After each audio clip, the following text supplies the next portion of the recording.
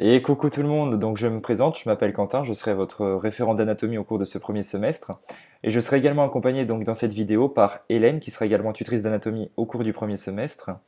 Donc dans cette vidéo, on va commencer à construire donc des bases anatomiques en langage anatomique et en description. Et on va également parler donc de la partie du professeur Christian Mabi, qui est donc l'appareil locomoteur. Donc l'anatomie au cours du premier semestre est divisée donc en trois professeurs. Tout d'abord, donc le professeur Christian Mabi qui traite de l'appareil locomoteur et de l'appareil tégumentaire, mais également donc le professeur Denis Valex qui traite donc du système nerveux et des organes d'essence, mais également donc le professeur Sylvaine Durand-Fontenier qui traite des principaux systèmes, donc circulatoire, respiratoire, digestif et urogénital.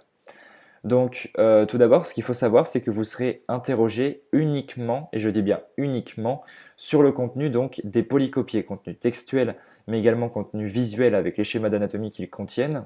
Donc, ces polycopiés sont rédigés par les professeurs et seront vendus donc par la Corpo, qui est une association étudiante qui se situe au sous-sol de la faculté, donc auprès de laquelle vous pourrez également acheter des fournitures scolaires et réaliser donc des impressions. Mais en complément de ces polycopiés, vous pouvez quand même utiliser donc des livres et des logiciels donc d'anatomie. Donc en livre d'anatomie, on vous propose ici donc le Camina, le Netter et le Gray. Mais avant d'en acquérir un, il faut que vous vous posiez la question de l'investissement parce qu'ils ont quand même un certain coût. Et il faut voir donc sur le long terme et sur les débouchés donc potentiels de la première année. En termes de logiciels, ensuite, on va avoir donc Visible Body, Human Anatomy donc qui sont payants, et également donc Zygote Body 3D et Biodigital 3D Human qui sont eux gratuits et qui nécessitent aucune installation. Ils sont disponibles, il me semble, directement sur votre navigateur.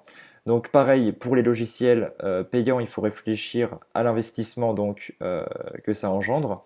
Donc pourquoi on vous parle de livres et de logiciels? C'est qu'en fait la visualisation en anatomie a une part très importante de l'apprentissage. Vous ne pouvez pas apprendre en fait le texte et les structures anatomiques sans réussir à les visualiser. Donc pour vous les visualiser, vous pouvez vous aider d'un livre, vous aider également de logiciels, mais également des schémas que réalisent les professeurs en amphithéâtre donc pendant les séances. Et vous pouvez également trouver de manière gratuite également donc des schémas sur Internet. Donc je laisse Hélène pour continuer la suite de la vidéo.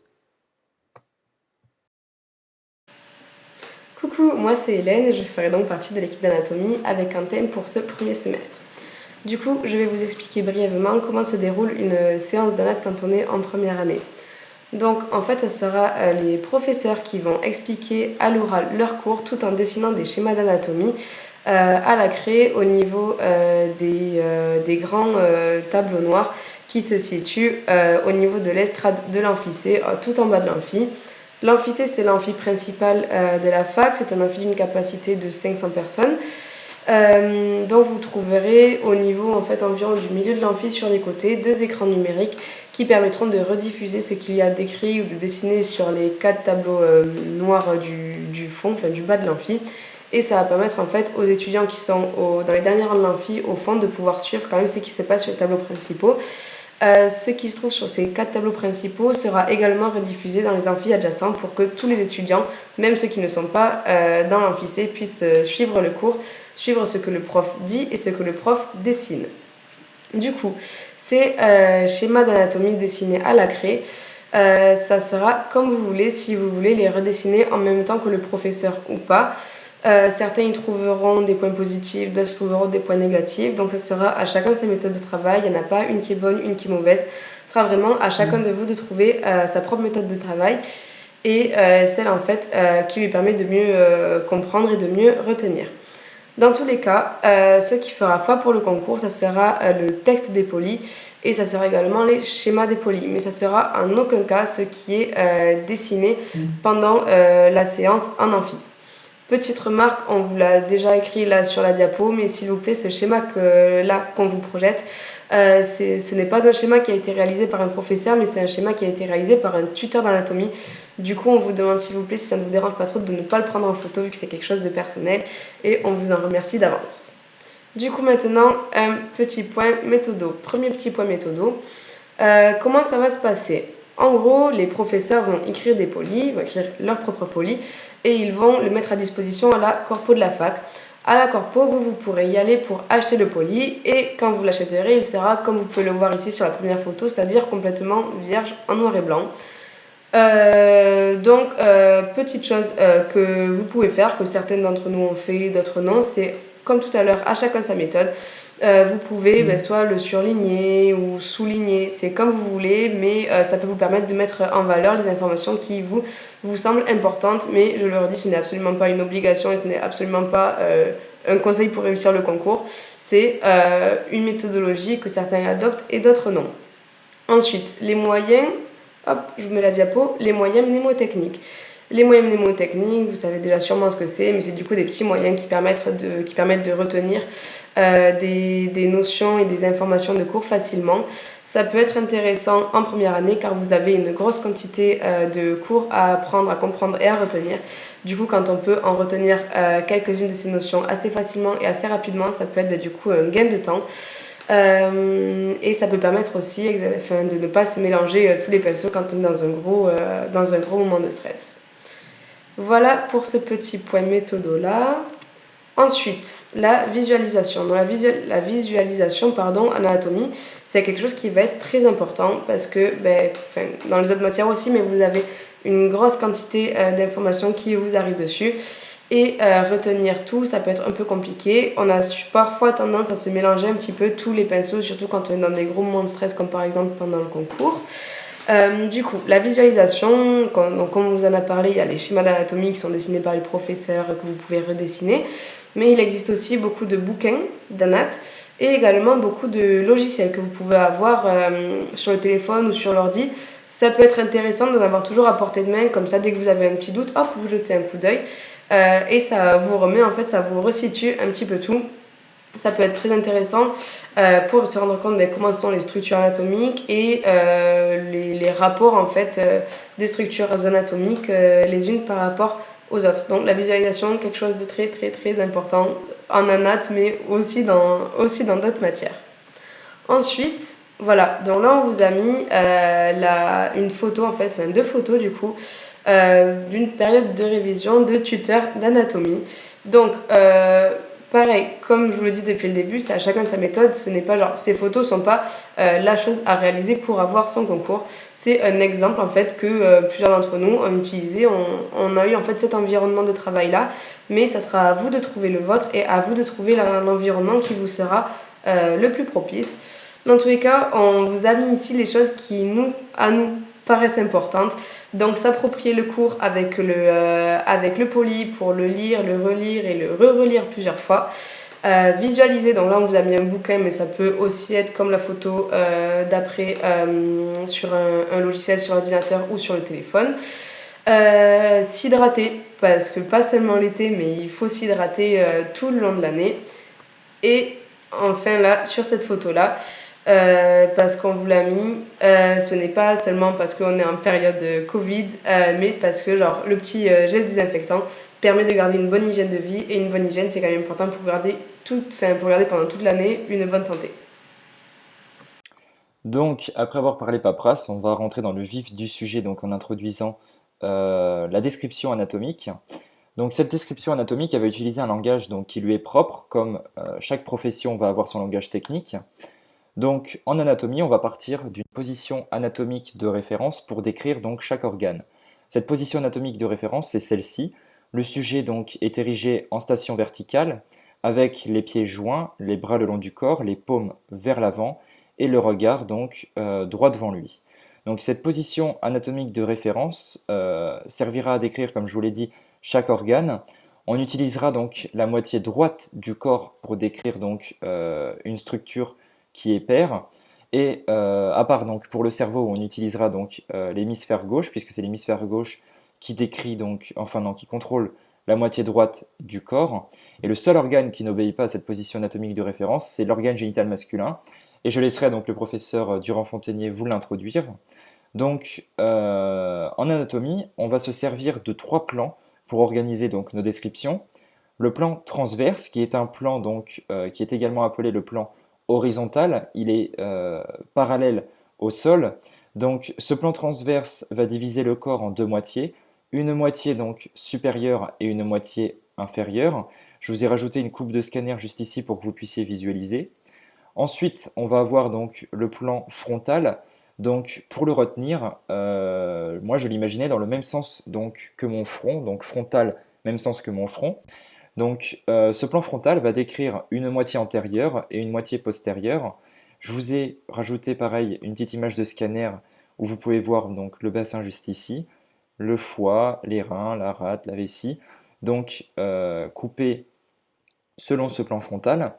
Et ensuite, pour terminer, le plan donc sagittal, qui est à mon sens le plus complexe. Le plan sagittal est également appelé le plan médian, donc car il coupe le corps en deux moitiés, une moitié droite et une moitié gauche. Donc ce plan sagittal va également servir à décrire deux termes. Donc le terme médial est médial, ce qui se rapproche du plan médian, et latéral, donc qui s'éloigne du plan médian. Donc simple exemple, par exemple, c'est le cas de le dire. Le bras ici donc est en position latérale par rapport à mon buste qui est beaucoup plus proche donc du plan sagittal. Donc je vous ai rajouté également une petite image juste ici d'une coupe sagittale de la tête, du crâne. On voit bien donc qu'elle passe par le nez, donc elle est coupée selon cet axe-là. Donc ces plans vont servir à nous décrire de nombreux termes. Donc comme je viens de vous le dire, est médial, ce qui se rapproche du plan sagittal médian. Donc attention à ce piège très récurrent entre médial et médian. Et le terme donc latéral qui s'éloigne du plan donc sagittal ou médian. Ensuite, on va également avoir deux autres termes qui seront employés pour le squelette appendiculaire. Donc le squelette appendiculaire, c'est vos quatre membres. Donc appendiculaire comme appendice, c'est-à-dire donc appendice quelque chose d'accessoire, donc en plus, car on peut très bien donc se passer d'un membre. On va donc avoir le terme proximal et proximal, pardon, ce qui se rapproche du squelette axial, donc vous le verrez tout à l'heure, ou alors donc du buste, et est distal, ce qui s'en éloigne. Donc est distal à distance, donc qui s'éloigne, et proximal, ce qui s'approche. Donc ensuite, vous allez avoir le terme cranial et caudal. Cranial, ce qui est orienté ou ce qui se rapproche du crâne, et caudal, donc ce qui est orienté vers le sol ou se rapproche donc du sol. Le plan frontal va également donc nous servir à décrire une moitié antérieure, donc une position antérieure, et une position également donc postérieure. On va également pouvoir décrire donc une partie palmaire qui correspond donc à la paume de la main, avec juste derrière donc le dos de la main, donc qui est cette partie-là. Pour le pied, on va avoir la partie donc plantaire, équivalente donc de la partie palmaire à la main, qui est orientée et appuyée contre le sol. Et on aura donc le dos du pied qui correspond donc à la face supérieure de celui-ci. On décrira également le terme donc de supérieur et le terme d'inférieur. Et je vous laisse donc 2 petites minutes pour répondre à ce QCM, voir si vous avez bien tout pipé. Et on se retrouve aussitôt.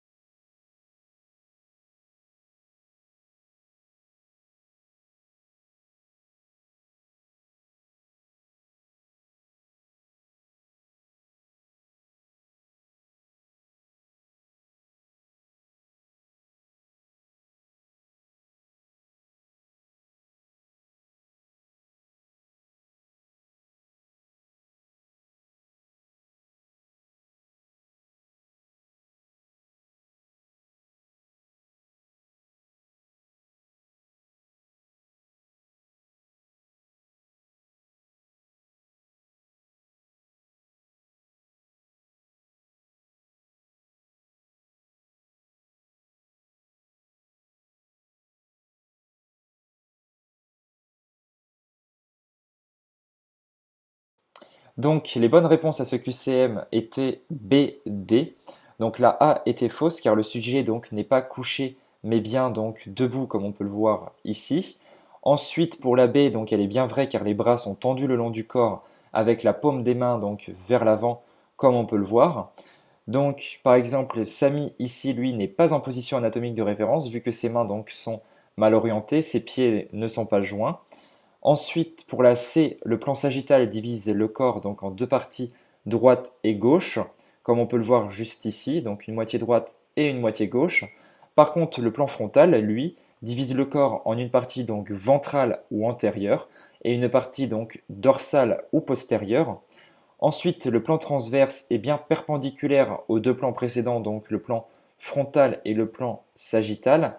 Et enfin, donc, la main n'est pas en position proximale, mais en position distale par rapport à l'épaule. Donc l'épaule qui est juste ici est très proche du plan sagittal ou médian, juste là, alors que la main, elle, oula, je me perds dans mes explications. Non, l'épaule est proche du buste, pardon, donc elle est proximale, alors que la main s'en éloigne, donc elle est bien à distance de ce buste. Donc, petit rappel, proximal ce qui s'approche du buste, et distal, donc ce qui le distance, ce qui s'en éloigne. Voilà. Donc je laisse Hélène pour vous introduire donc la suite avec les généralités donc en ostéologie. Ok, donc on va maintenant parler des généralités en ostéologie. Donc hop, je vous passe à la diapo suivante. Donc ce que vous avez à retenir, en gros pour faire simple, c'est que vous avez 206 os, donc 206 pièces osseuses qui sont soudées et articulées entre elles et qui vont avoir plusieurs fonctions, par exemple des fonctions de maintien. Donc là, comme vous l'avez écrit dans le petit texte, pour les parties molles ou encore pour les muscles. Et aussi des fonctions de protection, par exemple. Vous voyez bien par exemple que la cage thoracique, elle permet bien en fait de protéger les organes qui s'y trouvent derrière, qui sont par exemple les poumons, le cœur, etc. C'est 200 ciseaux qui forment le squelette. Dans le squelette, vous allez pouvoir en gros le distinguer de parties. Le squelette d'une part axial, qui du coup dans l'axe c'est la partie bleue là, du schéma de ce squelette. Donc il va comprendre le crâne, le rachis, le thorax et le pelvis. Et vous avez ensuite le squelette appendiculaire qui va comprendre deux parties, donc la partie du membre thoracique, donc au niveau du haut du corps, et la partie qu'on appelle le membre pelvien, qui est la partie en gros en bas du corps, en dessous du pelvis. Maintenant, ces 206 pièces osseuses, elles sont réparties en 4 classes. Vous avez les os longs, vous avez les os courts, vous avez les os larges, qu'on appelle aussi les os plats, et vous avez enfin les os pneumatiques. Donc là, je vais vous parler des os longs. Ces os longs, vous pouvez encore les rediviser en deux sous-parties, comme c'est écrit ici, les os allongés, comme par exemple au niveau du métacarpe, et les os arqués, donc en forme d'arc, comme ça, comme les côtes. Maintenant, les os larges plats, pardon. Donc, large et plat, c'est évidemment des synonymes. Si on vous parle d'os large ou d'os plat, c'est exactement la même chose. Donc, ça va être par exemple les os du crâne. Donc là, on vous montre l'os pariétal qui est ici sur le côté du crâne. Ou également de la scapula, que vous connaissez plus sous le nom d'omoplate. Pareil, petite remarque, vous allez voir énormément de noms en fait, qui sont en latin. Ça peut un petit peu effrayer au début parce qu'on n'a pas l'habitude d'entendre du latin, mais vous allez voir que vous allez très vite vous y habituer. Donc comme vous pouvez le voir, c'est des os qui sont vraiment plats et larges, quoi. Ensuite, les os courts, du coup, ce sont des petits os. Donc là, vous pouvez le voir au niveau du pied qui s'appelle le talus. Ou du coup encore un nom latin, vous connaissez sous le nom de rotule, mais du coup ça s'appelle anatomiquement la patella, donc qui est également un petit os court. Et maintenant, hop, les os pneumatiques. Les os pneumatiques, c'est des os qui se trouvent au niveau, dans les cavités. Donc là, on vous parle par exemple de l'os ethmoïde, qui est un os, comme vous le voyez sur le petit schéma du crâne en bas, derrière dans la cavité nasale. Vous verrez plus tard au cours de l'année son rôle, ses fonctions, etc. Maintenant, petite description des os longs, parce qu'il y a pas mal d'informations à dire sur ces os longs. Vous inquiétez pas, là je vais vous en parler brièvement, mais vous aurez le temps de le revoir à partir du début de l'année, et ce jusqu'au concours. Donc, dans les os longs, ce qu'il faut savoir, c'est qu'un os long, vous pouvez le diviser en 3 parties. La partie ici, hop, qui est tout le long, qu'on appelle le corps, on l'appelle aussi la diaphyse. Aux extrémités, bon alors ici l'extrémité supérieure est un petit peu cachée par ma tête, désolée, mais du coup l'extrémité supérieure et l'extrémité inférieure, ce qu'on appelle les épiphyses. Et entre les deux, il y a une zone de jonction, donc ici et ici, qu'on appelle les métaphyses. Les métaphyses, du coup, c'est donc une zone de jonction qui permet de relier l'épiphyse à la diaphyse. Et c'est une zone qui va être responsable de la croissance de l'os en longueur. Maintenant, la moelle rouge et la moelle jaune, vous aurez le temps de le revoir plus tard. Ça se trouve, du coup, voilà, la rouge c'est au niveau de la légende et la jaune. La légende ici, cette petite partie-là, rose-violette, c'est le canal médulaire. La moelle jaune, sans plus d'intérêt en première année. La moelle rouge, idem. Juste vous apprendrez qu'elle a un rôle d'ostéogenèse et d'hématopoïèse, c'est-à-dire elle a un rôle important dans la croissance et dans la formation de cellules, que ce soit de cellules osseuses ou encore de cellules souches, qui se différencieront ensuite par la suite. Mais ça, vraiment, encore une fois, no panique, vous le reverrez plus tard. L'os spongieux, qu'on appelle aussi aréolaire, et l'os compact, dit aussi os lamellaire et os laversien, c'est deux types d'os en fait, qui se retrouvent dans les os. Ils ont chacun des fonctions différentes, chacun une localisation différente. Vous l'apprendrez ça, vous le verrez, c'est juste comme ça, je vous mets un petit peu en tête ces termes-là que vous serez amenés à revoir.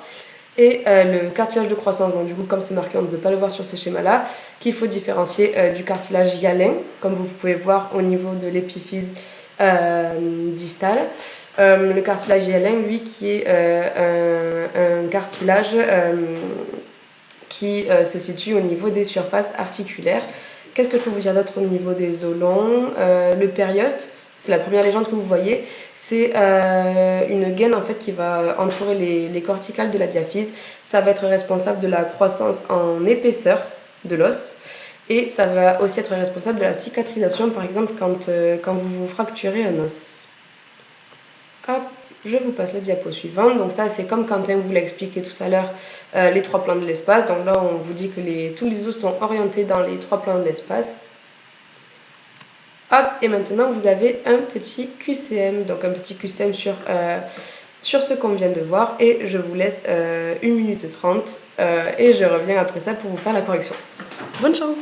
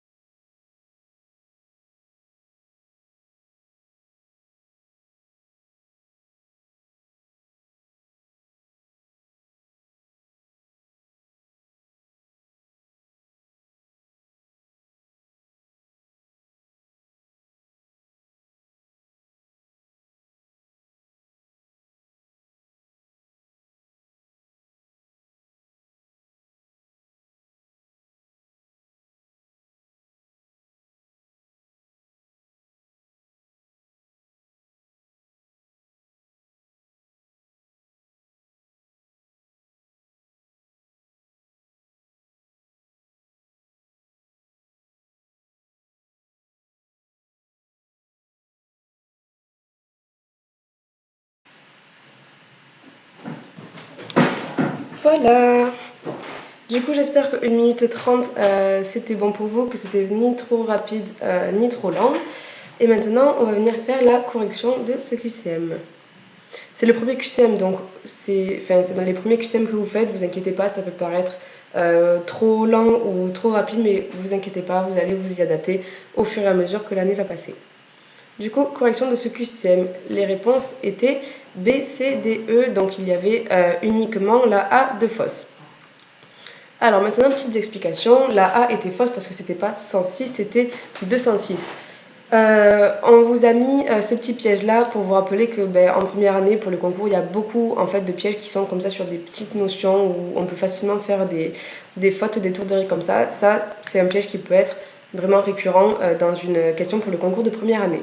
Et ensuite, les 4 autres items étaient vrais, dont le B était vrai, que le squelette axial comprend le crâne, le rachis, le thorax et le pelvis. Les 4 pièces squelettiques pour l'item C étaient bien les os longs, les os courts, les os plats et les os pneumatiques. Donc, petit rappel, on aurait pu dire à la place des os plats, les os larges. La D était vraie, la scapula est bien un os large, donc on vous le dit, large et plat sont des synonymes. Et la E était bien vraie, le talus, si vous vous souvenez, voilà, c'est au niveau du pied, c'est un os court. On passe maintenant à la suite. Voilà, encore un petit QCM. Donc je vais encore vous laisser 1 minute 30 pour répondre à ce QCM. Et je reviens vers vous dans 1 minute 30 et je vous souhaite encore bonne chance.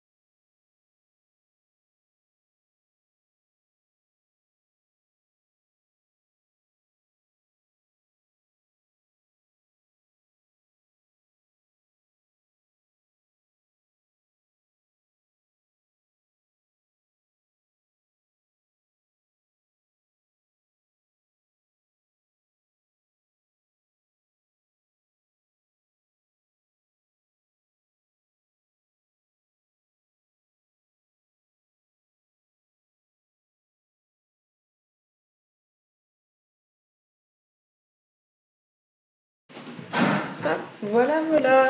J'espère que ça s'est bien passé pour vous et on va passer à la correction de ce QCM 3. Voilà, donc les réponses étaient A, E. Il y en avait 3 de fausses qui étaient donc B, C, D et on va faire la correction ensemble. Du coup, la A était vraie. Les membres thoraciques et pelviens constituent le squelette appendiculaire. La B était fausse parce que les métacarpiens sont des os qui sont allongés. Et les côtes, vous savez, c'est dans les os longs. Donc vous avez les os allongés comme les métacarpiens et vous avez les os arqués comme les côtes. La C était fausse parce que l'os spongieux est également appelé l'os aréolaire. Attention, ça, c'est des pièges qui sont aussi récurrents, les différents noms de l'os spongieux et de l'os compact. Donc spongieux, c'est bien aréolaire. La D était fausse parce qu'au niveau des os longs, la moelle osseuse se différencie en moelle rouge et en moelle jaune. Et c'est cette moelle jaune qui devient grise au fur et à mesure que l'on vieillit, donc chez le vieillard. Et la E était vraie, les os sont bien orientés dans les 3 plans de l'espace. Donc voilà, c'est fini pour les généralités en ostéologie. J'espère que ça va beaucoup mieux pour vous et je vous laisse avec Quentin pour la suite. Donc, on va maintenant parler des généralités en syndesmologie. Donc, qu'est-ce que la syndesmologie? La syndesmologie, c'est l'étude donc des articulations. Dans le corps humain, vous allez avoir donc 3 types d'articulations. Le premier type, donc les synarthroses, le second type, donc des amphiarthroses, et enfin donc les diarthroses. Donc tout d'abord, donc les synarthroses, ce sont donc des articulations qui vont être immobiles et fibreuses. Donc très important à retenir, immobiles et fibreuses. Les amphiarthroses, elles, vont être des articulations qui sont semi-mobiles et cartilagineuses. Et enfin, donc, les diarthroses sont des articulations donc mobiles et synoviales. Donc synoviales, on le verra tout à l'heure, donc c'est qu'elle contient donc de la synovie donc, et une capsule articulaire. Donc tout d'abord, les synarthroses, donc comme on l'a dit, ce sont des articulations immobiles et fibreuses, donc elles ne bougent pas et sont composées de fibres. Il y a donc 4 types de synarthrose. Le premier type, ça va être donc la synfibrose ou la suture. Cette synfibrose ou suture, c'est typiquement donc ce que vous allez avoir au niveau de la voûte crânienne. Donc ce sont des articulations des différents os entre eux, donc par exemple ici entre l'os pariétal et l'os temporal, mais c'est donc une articulation qui ne bouge pas. Donc, on va également avoir donc, qui est une synfibrose, la scindylèse. Cette scindylèse est une crête donc, qui s'encastre dans une rainure. Donc, dans votre polycopier, on vous met exemple donc, du sphénoïde et du vomère. Donc ici, on n'a pas d'image, mais n'hésitez pas à taper sur internet donc os sphénoïde et vomère, et vous allez voir en fait l'os sphénoïde, on en voit une partie donc juste ici. C'est un os donc qui est incrusté dans la voûte crânienne, et en fait juste en dessous, donc le sphénoïde va être donc comme ça, donc le plancher du sphénoïde va faire une petite pointe vers le bas, et juste en dessous donc le vomère va être lui, qui va former lui une rigole, qui va venir donc épouser cette crête donc qui est située sur le plancher donc du sphénoïde. Ensuite, donc, on va avoir, toujours dans les synarthroses, la syndesmose, donc, qui est une surface articulaire réunie donc, par du tissu fibreux et des ligaments. Donc la syndesmose, vous allez l'avoir au niveau donc, tibiofibulaire distal. Donc tibiofibulaire distal, qui est une articulation qui est située donc à distance du buste, car en fait, on va avoir au niveau donc, de la jambe, le tibia et la fibula vont avoir donc deux articulations. Une articulation donc proximale qui est beaucoup plus haute et qui se rapproche du buste, et une articulation distale donc qui est beaucoup plus proche du sol et qui s'en éloigne. On la voit donc juste ici, cette articulation donc tibiofibulaire distale, et par exemple là, la fibula et le tibia vont former une voûte qui va venir donc former l'articulation donc qu'on appelle couramment de la cheville. Ensuite, on va avoir donc la gomphose, qui est l'articulation de la dent dans son alvéole, comme on peut le voir juste ici. Et enfin, la synchondrose, qui est une articulation donc temporaire de croissance. Donc, on vous a mis ici, pour exemple, donc l'os coxal. On pourrait également très bien vous mettre le crâne d'un nouveau-né, car en fait, ça va être, comme son nom l'indique, une articulation de croissance, donc qui va être présente donc à la naissance. Et à la naissance, votre os coxal ici va être divisé donc en un Y. Donc cette partie supérieure s'appelle l'ilium. Cette partie antérieure donc va être le pubis. Et cette partie postérieure donc va être l'ischium. Donc cet ischium, ce pubis et cet ilium vont être réunis donc par une surface articulaire donc qui va avoir la forme d'un Y et qui va venir donc croître au fur et à mesure. Et cette articulation donc va être soudée lorsque la croissance est terminée. Et c'est pour ça qu'on l'appelle donc articulation temporaire de croissance, c'est qu'elle n'est présente donc que durant la croissance. Ensuite, on va avoir donc un second type d'articulation, les amphiarthroses.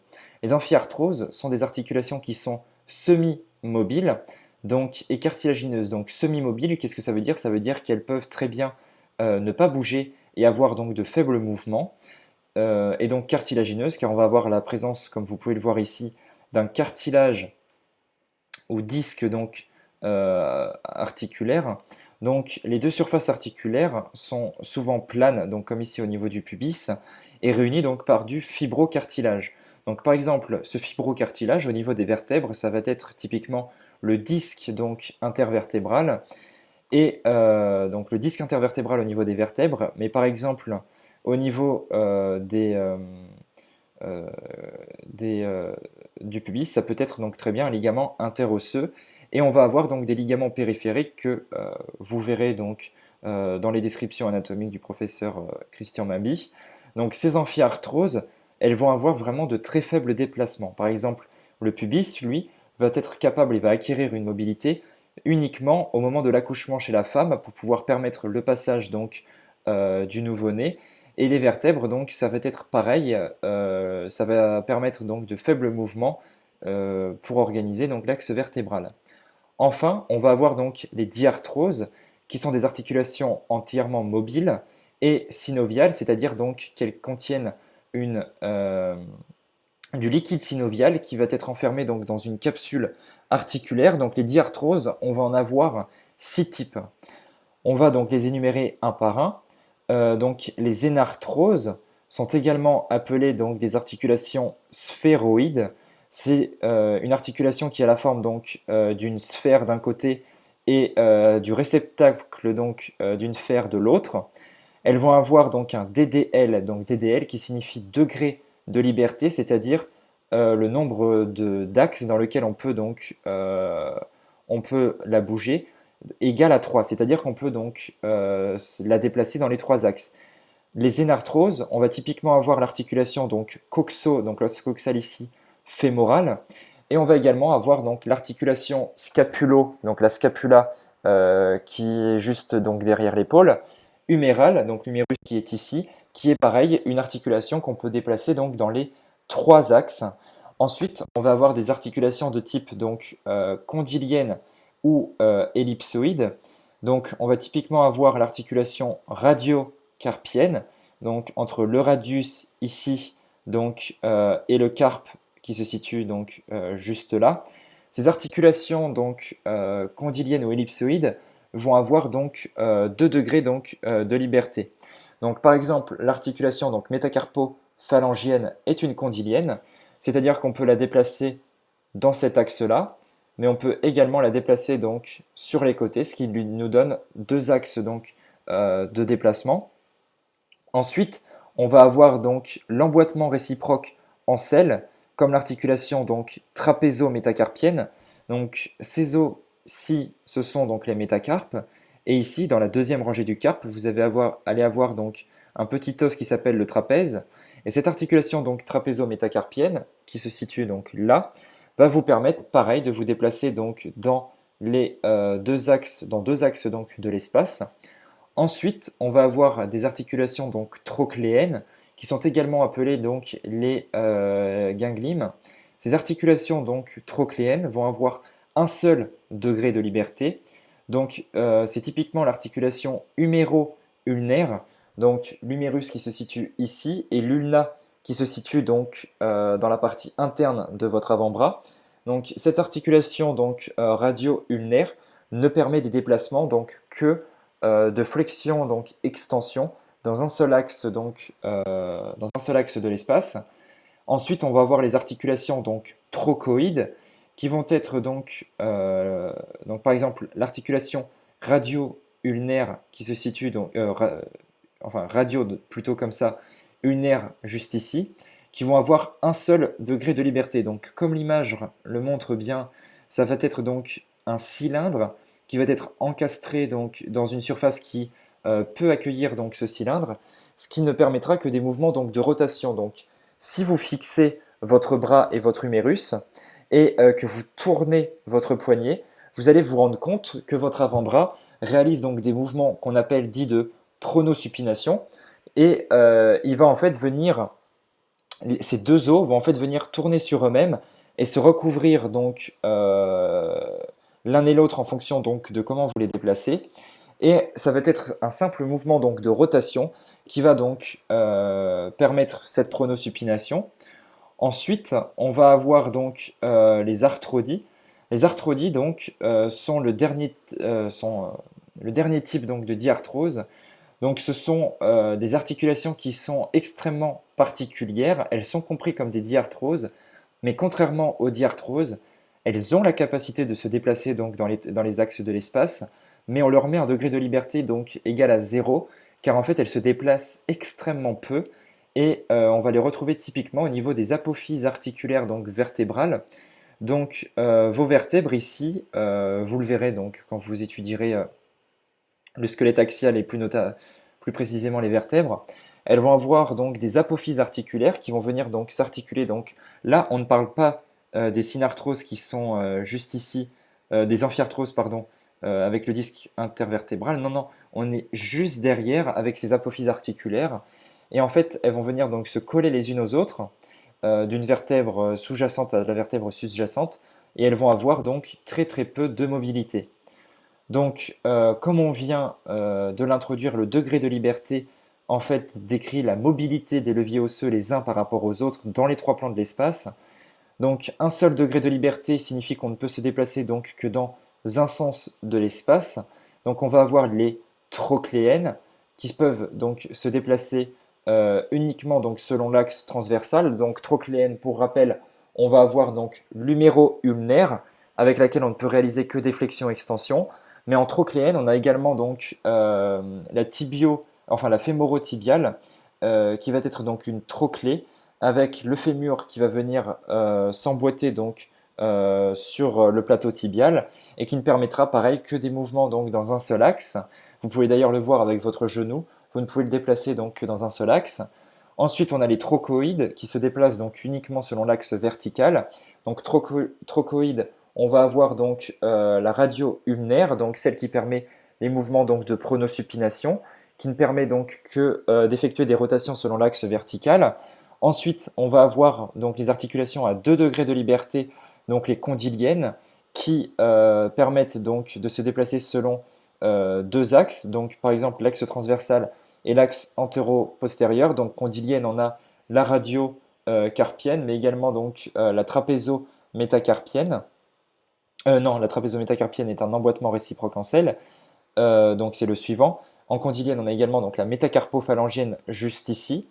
Et enfin, donc, à 3 degrés de liberté, on va avoir donc les énarthroses, donc, qui permettent des mouvements sur les 3 axes, donc transversal, antéro-postérieur et vertical. Et ces énarthroses vont avoir une propriété qu'on va appeler donc la circumduction. Cette circumduction, en fait, c'est la capacité à déplacer une articulation en formant un cône régulier dont le sommet se situe donc au niveau articulaire. Donc, par exemple, si vous déplacez votre épaule comme ceci, elle va décrire donc un cône dont le sommet se situera au niveau de votre articulation scapulo-humérale. Il en va de même donc pour l'articulation coxo, donc fémorale. Ensuite, donc, toujours donc dans les diarthroses, donc, comme on l'a dit, vont avoir donc une structure particulière. On va retrouver dans une diarthrose tout d'abord donc du cartilage hyalin. Donc le cartilage hyalin, c'est typiquement ce qui est en bleu juste ici. Donc c'est un cartilage qui va permettre donc les glissements des surfaces articulaires. Donc c'est un cartilage donc, qui mesure de 2 à 5 mm, qui présente une dureté variable et croissante de la superficie à la profondeur, c'est-à-dire donc qu'il est mou sur le dessus, et plus on se rapprochera de l'os, plus il sera dur. Et ce cartilage, donc ça c'est très important, un cartilage articulaire donc n'est pas vascularisé, c'est-à-dire que le cartilage hyalin, par exemple juste ici, de la coxofémorale, ne va pas avoir des vaisseaux qui vont venir donc le nourrir, il va se nourrir en fait par imbibition à partir du liquide qui est contenu donc dans la cavité articulaire, ce liquide qu'on va appeler donc le liquide synovial, et en fait il va imbiber donc les nutriments à partir de ce liquide donc synovial. Ensuite, dans une diarthrose, on peut retrouver donc parfois des fibrocartilages, donc par exemple dans l'articulation, donc intra-articulaire, c'est typiquement donc le ménisque, donc les ménisques plutôt au niveau donc du genou. Donc, est-ce que j'ai une image du genou? Je n'ai pas d'image. Si, non, je cherche. Ah, voilà, non plus. Une image du genou, on n'en a pas. Donc, le genou, en fait, vous allez avoir. Je vais vous mettre, je vais vous incruster une image maintenant. Donc, en fait, au niveau du genou, vous allez avoir donc le fémur qui repose sur le tibia, avec la patella donc, ou la rotule qui recouvre cette articulation. Et en fait, donc le fémur va venir reposer sur le tibia, et entre le fémur et le tibia, pour augmenter donc la mobilité et la stabilité articulaire, vous allez avoir donc les ménisques. Donc c'est souvent ce qu'on fêle et ce qui s'opère puisqu'ils sont cassés, donc qui permettent de la stabilité, de la lubrification et donc de la répartition de contraintes. Et on peut également avoir donc des fibrocartilages périphériques tels que donc le labrum cotyloïdien. Le labrum cotyloïdien, donc ça va être euh, ici. Donc pareil, l'image est trop petite, je vous en incruste une juste maintenant. Donc le labrum cotyloïdien, c'est un petit bourrelet qui va venir, entre guillemets, prolonger la surface osseuse donc en cartilage, qui va augmenter donc la profondeur articulaire. Donc ces deux structures vont être donc des fibrocartilages. Ensuite, donc ça c'est pour tout ce qui est glissement et surface articulaire. Pour ce qui va être de l'union de l'articulation, donc dans une diarthrose, on va avoir donc une capsule articulaire donc qui va venir entourer donc vos deux surfaces articulaires. Donc imaginez que je pose deux os les uns sur les autres, et bien imaginez que j'ajoute un drap qui va venir donc les entourer et qui va permettre en fait de faire de l'articulation pardon, un espace donc clos. Ensuite, on va avoir des ligaments, donc pareil que l'on décrira et que le professeur Mabi décrira d'actif, de passif immédiat et de passif à distance. Donc les ligaments vont permettre en fait de lier les os donc, qui sont articulés entre eux pour permettre donc une meilleure stabilité. Et enfin, on va avoir donc la membrane synoviale. Donc en fait, on va avoir notre capsule articulaire qui entoure notre articulation. Et cette membrane synoviale va venir tapisser la face interne de cette capsule articulaire.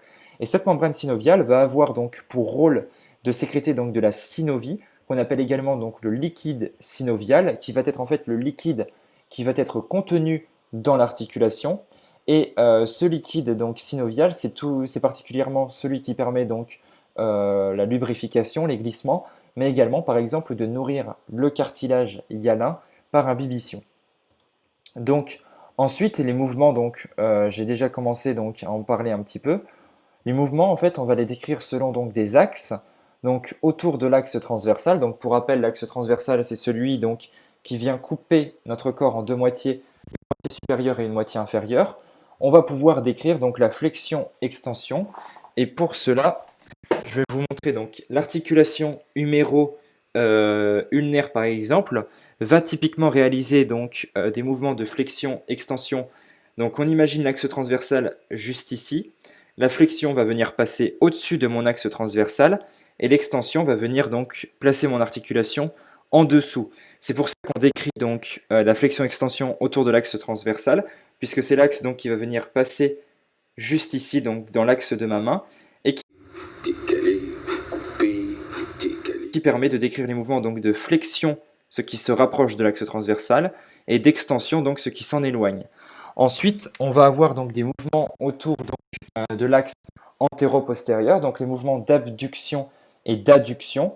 Donc abduction, ce qui donc s'éloigne du plan donc antéro-postérieur, donc de l'axe antéro-postérieur, c'est-à-dire donc de mon axe sagittal ou médian, et adduction, ce qui s'en rapproche. Donc pour le retenir, pensez donc aux adducteurs qui vont venir donc rapprocher votre cuisse donc de cet axe sagittal médian, donc dit antéro-postérieur parce qu'il va de la partie antérieure à la partie postérieure de notre corps, et l'abduction donc qui va avec un D aller à distance donc et s'éloigner de cet axe.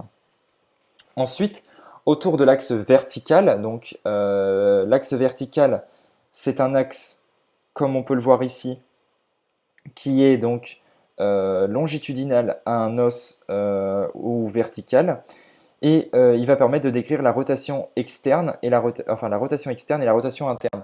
Donc typiquement, vous prenez donc votre scapulo-huméral et vous pouvez, en faisant jouer donc votre triceps derrière, vous pouvez venir donc réaliser une rotation de votre bras et rotation externe avec les paumes qui tournent vers l'extérieur et rotation interne avec les paumes qui viennent donc vers l'intérieur. Pareil, on peut réaliser donc ces mouvements de rotation avec donc non, je suis en train de dire des bêtises. Non. Donc la scapulo-humérale pour les rotations externes et les rotations donc internes. Donc je vous laisse avec ce petit QCM pour voir si vous avez été attentif et on se retrouve donc tout de suite pour la correction.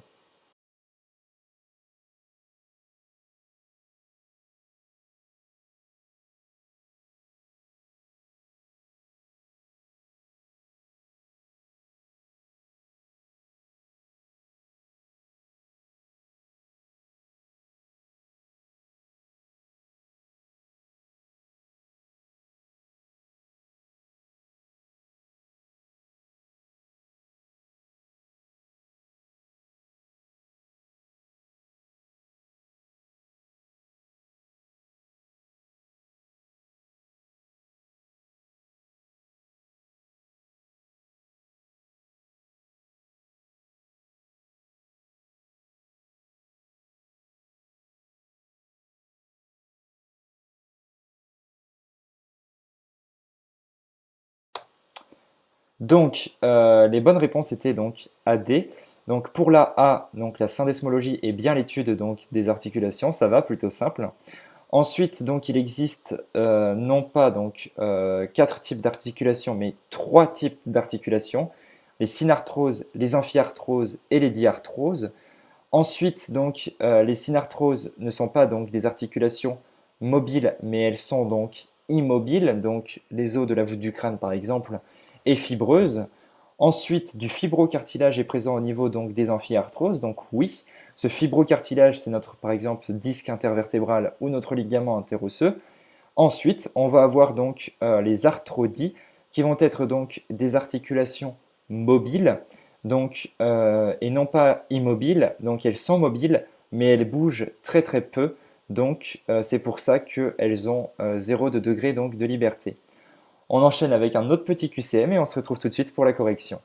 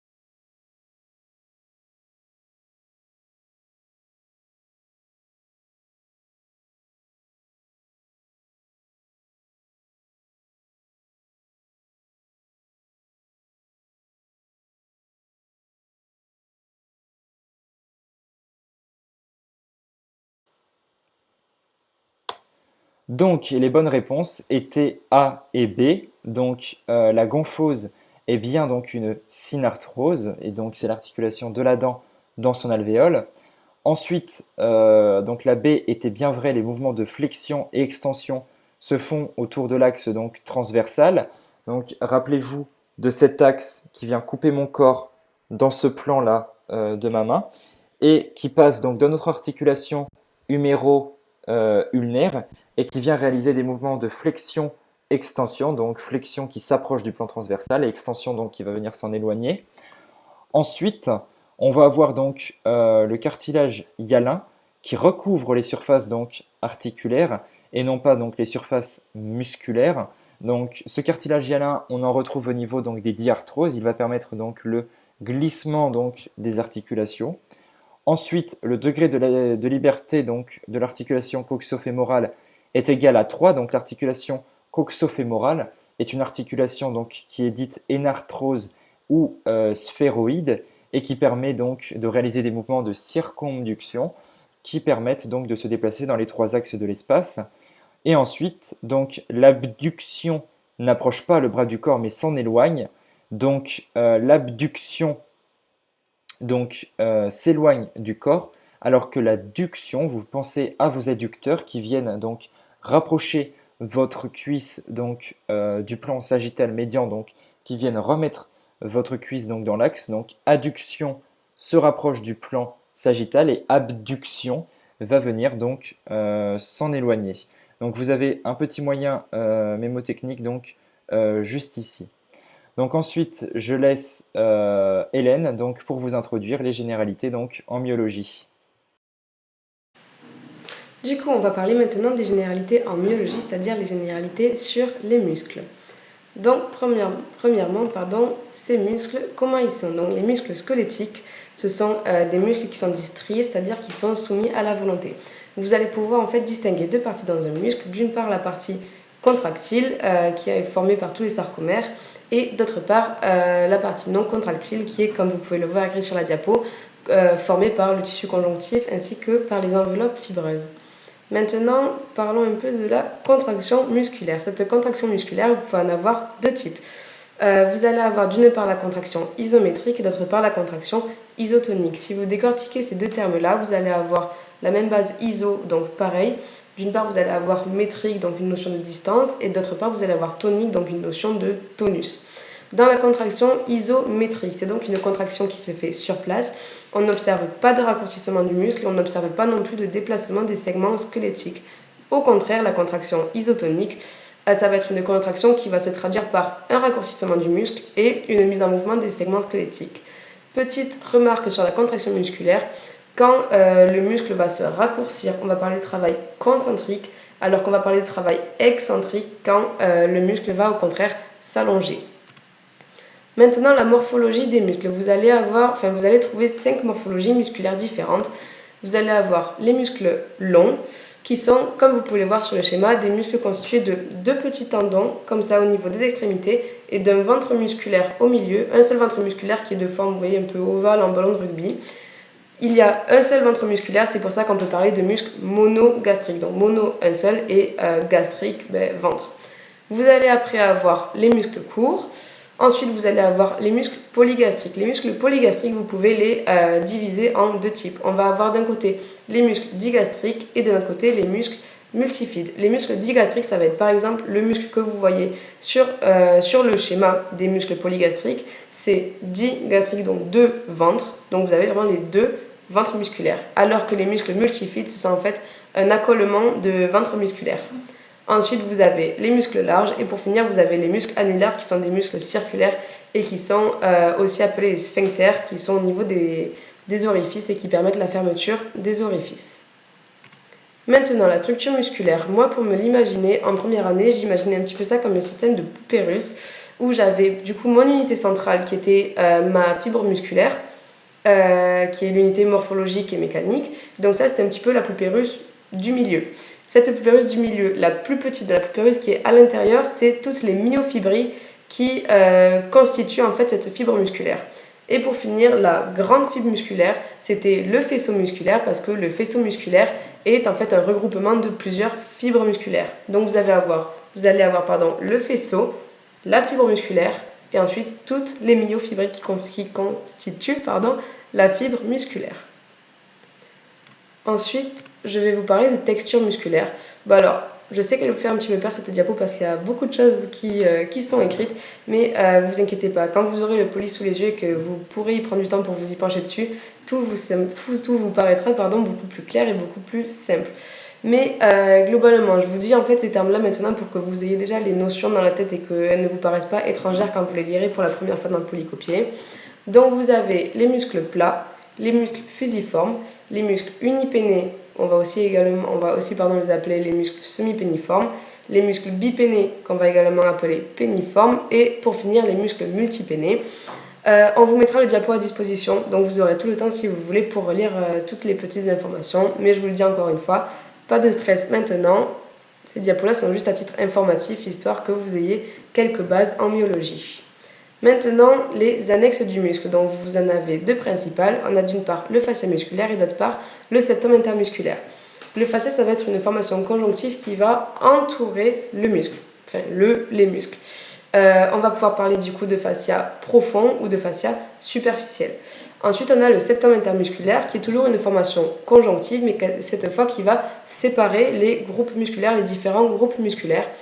Ces septums, vous en avez un particulier qui est la membrane interosseuse. Les membranes interosseuses, ce sont donc des septums, donc des septums, donc des cloisons conjonctives qui vont être tendues entre deux structures osseuses. Toutes ces formations, elles vont en fait permettre la formation de loges, en fait, de compartiments qu'on appelle loges. Ces loges, elles vont être très très peu extensibles. C'est pour ça que vous avez peut-être sûrement déjà entendu parler du syndrome de loge, où en fait il s'agit d'une surpression à l'intérieur de cette loge. Et c'est pour ça qu'en fait il faut vite supprimer cette surpression, remettre la pression à la normale. Et il s'agit d'une urgence chirurgicale parce que ça peut être très grave, ça peut entraîner une nécrose musculaire, donc la mort du muscle. Et maintenant, pour voir si vous avez tout bien compris à la myologie, je vous laisse 1 minute 30 pour répondre à ce petit QCM. Et je vous souhaite bonne chance et je vous rejoins tout à l'heure dans 1 minute 30.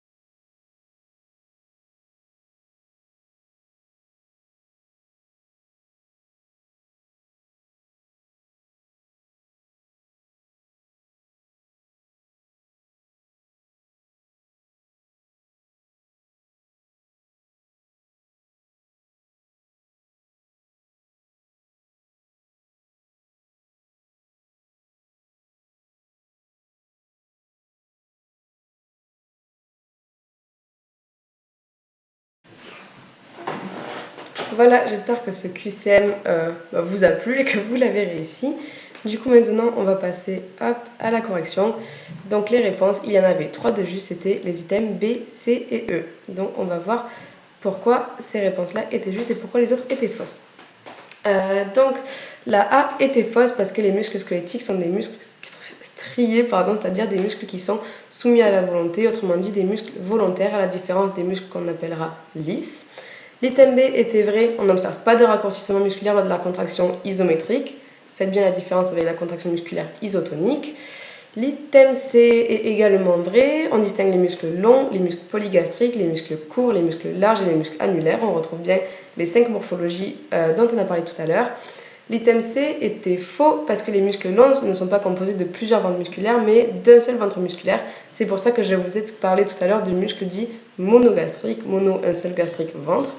Et enfin le dernier item, l'item E est vrai, l'unité morphologique et mécanique du muscle est bien la fibre musculaire.